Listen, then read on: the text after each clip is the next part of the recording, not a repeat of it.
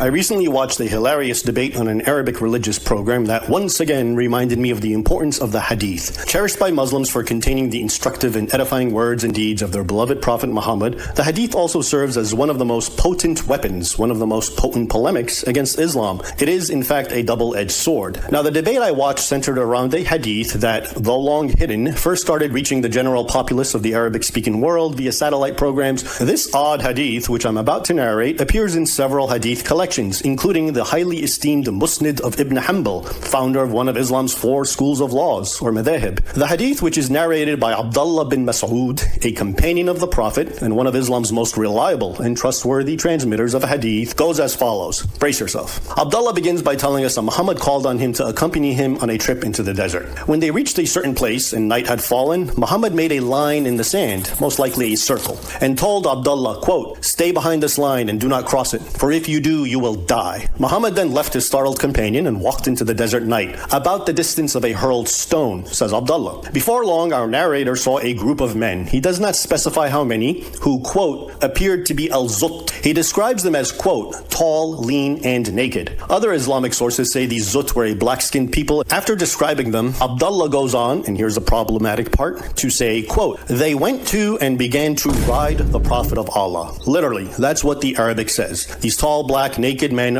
rode Muhammad. The Arabic word yarkabun, which I will presently discuss, can also be translated as mounted, and they did this all night long, says Abdullah. During which time they would also come and circle around and try to reach him, but they were prevented, apparently from the line of protection Muhammad had drawn in the sand for his companion. Abdullah concludes his narration. "I was extremely terrified by them, so I sat down. With the coming of dawn, they began to depart. Then the Prophet of Allah returned, slowly and in pain from that which they did while riding him." According to another narration found in several Islamic texts, Muhammad complained to Abdullah that, quote, "They wounded me all night long," at which point the Prophet proceeds to lay his head and fall asleep in Abdullah's lap. Needless to say, the highly unflattering implications of this hadith are clear. But it becomes even more scandalous once one brings in what several other Islamic reference books and histories say. For starters, who are these al-Zut, these naked men who rode Muhammad all night long? According to Islam's written records, they were a migrant people from India or modern-day Pakistan, described in the sources as very tall, very dark-skinned, very lean, strong and hardy. In fact, according to one Arabic source, Al-Tashibbahat by Ibn Abi Awan, quote, "The penis of al-Zut never weakens,"